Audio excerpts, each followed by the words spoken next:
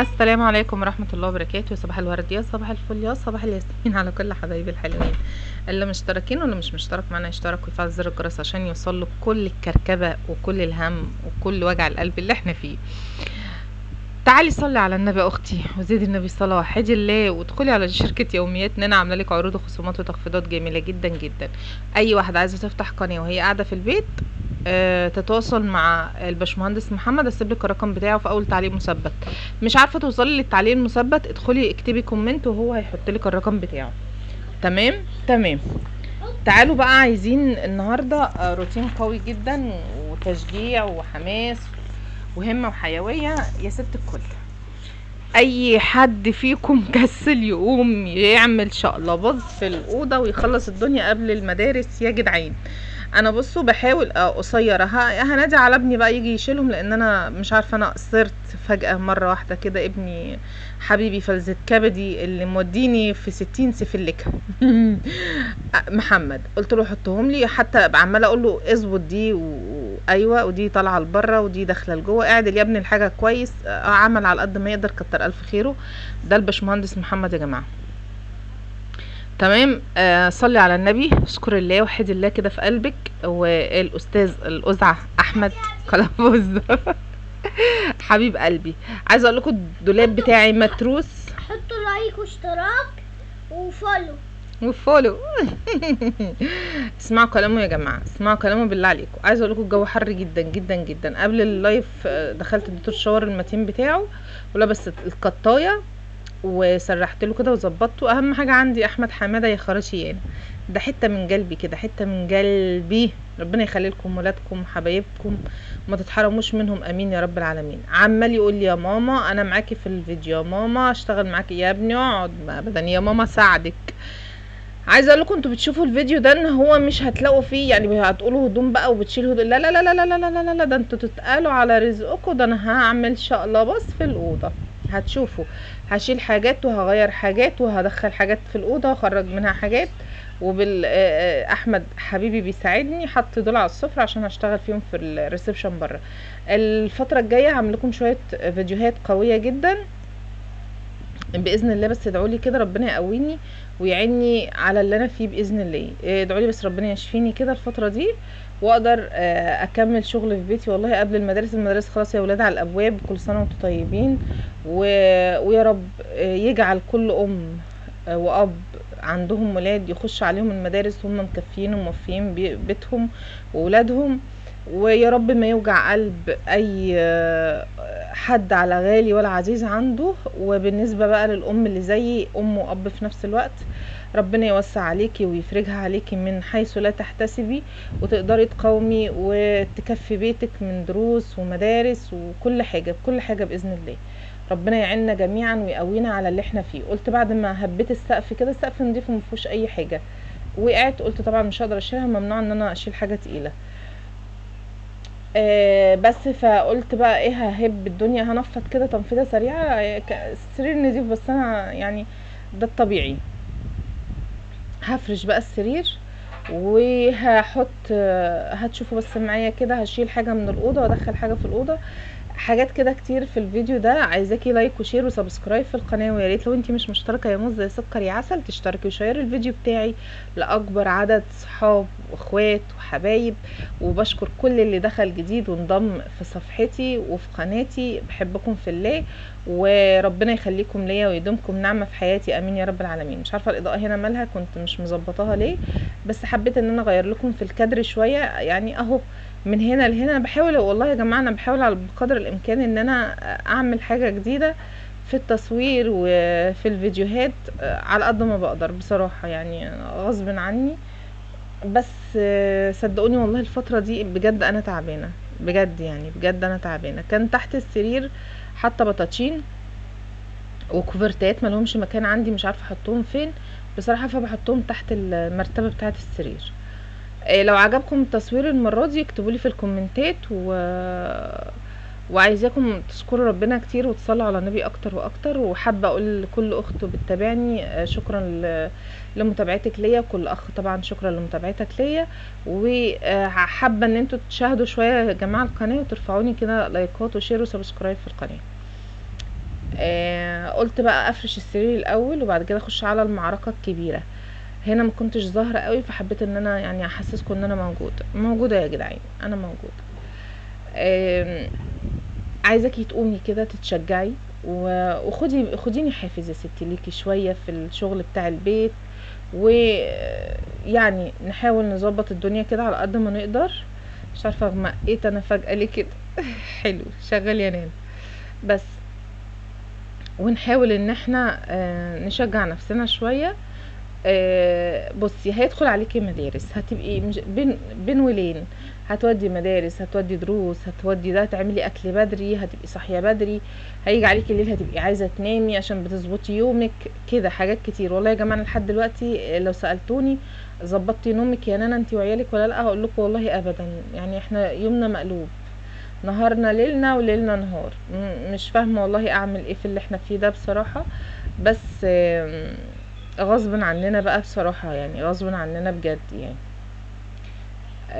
لانه انتوا عارفين اجازة وكان صيف وكان كده. عايزة اقول لكم النبي الصيف ده ما حد خرج ولا راح ولا جا ولا اي حاجة، زي ما تقولوا كان منبور علينا فيه. كان لا خروجه ولا فسحة ولا حاجة خالص. ما افتكرش ان احنا اتفسحنا فيه يعني خالص غير مرة او مرتين. ما كانتش فسحة يعني. كانت خروجات عادية كده، نقعد في كافيه كده، حاجات كده يعني. المهم احنا عندنا منعطف تاريخي. انا عندي ثانويه عامه وكليه وكي جي 2 يعني. فلوس فلوس فلوس فلوس. تعلي توتي. كنت بتخانق مش عارفه مع حد من العيال اكيد يعني. هتخانق مع مين في البيت غيرهم؟ ربنا يخليهم ويهديهم ويديهم الصحه ويفرحهم ويخلي لكم ولادكم وحبايبكم، امين يا رب العالمين. كنت بجيب جاز. انا عايزه اقول لكم الفيديو ده انا اصلا قلعت فيه الطرحه وكملت نص الفيديو وانا من غير طرحه بصراحه. هتقولي لي ازاي؟ هتشوفوا كل حاجه. هتشوفوا كل حاجه، بس مش هتشوفوني انا قلعت الطرحه، لا طبعا. هتشوف انا هعمل ايه. بس كملي معايا الفيديو ده، خلي بالك هيشجعك قوي قوي قوي قوي وهيحفزك، يديكي طاقه ايجابيه. بص ههد حيلكوا الايام اللي جايه روتين. مش انتوا شغالين تقولوا لي يلا يا نانا شجعينا وعايزين روتين وعايزين ماشي، مش هينفع اقفل الصوت. وعاوزين اهو اشتغلوا بقى همه ونشاط وحيويه كده يا ست الكل انت وهي، ونكمل مع بعض يا بنات، نكمل مع بعض يا ستات، نكمل مع بعض يا اخواتي. عاوز ايه؟ عايز حلوم محمر. طيب ماشي، اقعد دلوقتي هجيب لك. خلص الفيديو بس صلي على النبي وزيدي النبي صلاه ووحدي الله واشكري ربنا كتير. كنت حاطه كرسيين كده في الاوضه بتوع السفره كشكل كده، عاملاهم ديكور يعني. فرشت السرير وبعد ما فرشته حطيت عليه ملايه بحيث ان انا ما يعني اي حاجه احطها برضو نضيفه مش نضيفه، بحيث ان هو ما يبص مني اي حاجه تكون محطوطه عليه او حاجه. هو كده بقى وسوسه زي ما تقولوا قولوا يعني. بس حطيت عليه الطقطوقه والاباجوره الحلوه الجميله دي، القلوب، كانت جايلي هديه بصراحه، والهديه دي معتزه بيها جدا جدا جدا. والنمر يا نمر. بس هتقولوا لي بقى الدباديب حرام وحلال والكلام ده كله. بصوا يا جماعه، انا كده اصلا يعني هتشوفوا دلوقتي كيسه هوريها لكم. الكيسه دي لما فيها كل الدباديب اللي كانت في البيت. بس يعني زي ما تقولوا النمر ده عزيز على قلبي شويه، وبتاع دبدوبين بس سايباهم لاحمد لانه هو حابب دبدوبين يلعب بيهم. يقعد بقى يضرب فيهم، هما يقول لي ماما انا بضربهم شويه، يجيب اكل يقول انا عايز اكلهم شويه، مش عايزه اشربهم. اقول له ماشي يا ابني، زي ما تحسوا كده تقولوا ايه. ولاده والله العظيم.